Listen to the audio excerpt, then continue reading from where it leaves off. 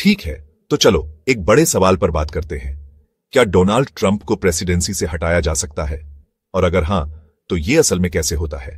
सबसे पहले US constitution यह प्रोसेस बताता है।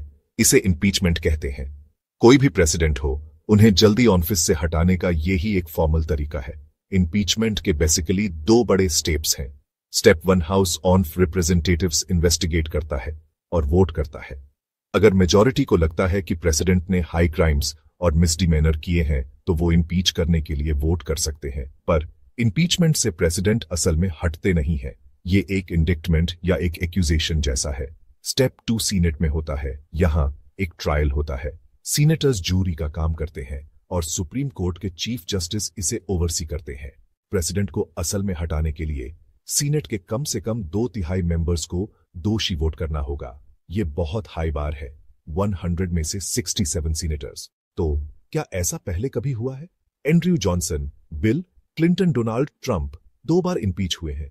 पर यहां कैच ये है, कोई भी असल में ऑफिस से हटाया नहीं गया। हर केस में सीनेट ने हटाने के लिए जरूरी 2/3 मेजॉरिटी तक नहीं पहुंची। कॉन्स्टिट्यूशन यह भी कहता है कि अगर प्रेसिडेंट को हटा दिया जाता है, वो रिजाइन कर देते हैं या सर्विस के लिए अनेबल होते हैं, तो वाइस प्रेसिडेंट ऑटोमेटिकली उनकी जगह ले लेते हैं। तो हमेशा कोई ना कोई होता है जो टेक ओवर करने के लिए तैयार होता है। अब एक कॉमन मिथ को क्लियर करते हैं। सुप्रीम कोर्ट प्रेसिडेंट को ऐसे ही फायर नहीं कर सकता, न ही मिलिट्री कर सकती है। सिर्फ कांग्रेस के पास प्रेसिडेंट को इंपीच और रिमूव करने की लीगल अथॉरिटी है। और एक और बात, ऑफिस छोड़ने के बाद भी एक फॉर्मर प्रेसिडेंट पर ऑफिस में रहते हुए किए गए क्राइम्स के लिए चार्ज या इन्वेस्टिगेशन हो सकती है, पर वो इंपीचमेंट से अलग है। तो सारांश में, क्या ट्रंप जैसे प्रेसिडेंट को ऑफिस से हटाया जा सकता है? हाँ, लेकिन तभी जब हाउस इंपीच करे और फिर सीनेट 2/3 मेजॉरिटी से दोषी ठहराने के लिए वोट करे। ये रेयर है, ये टफ है और ये जानबूझकर ऐसा डिजाइन किया गया है। अगर आपको ये एक्सप्लेनर हेल्पफुल लगा तो मुझे बताएं कि आप और कौन सी पॉलिटिकल मिस्ट्रीज को अनपैक करवाना चाहते हैं। इंपीचमेंट का असर सिर्फ राजनीतिक होता है और ये सार्वजनिक व कानूनी बहस दोनों को जन्म देता है। इतिहास में यह दुर्लभ रहा है और हर केस का अपना राजनीतिक संदर्भ होता है, पर असर होता है राजनीतिक प्रतिष्ठा, भविष्य की योग्यता और संभावित क्रिमिनल जांचें। क्या सुप्रीम कोर्ट राष्ट्रपति को हटाने का आदेश दे सकता है? नहीं। क्या मिलिट्री कर सकती है? नहीं। यह बिल्कुल कानूनी प्रक्रिया नहीं है।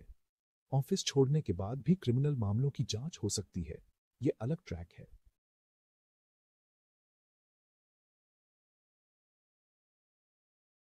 याद रखिए, 67 वोट तय हैं। यदि आप और भी पॉलिटिकल एक्सप्लेनर देखना चाहते हैं, कमेंट करें और सब्सक्राइब करें।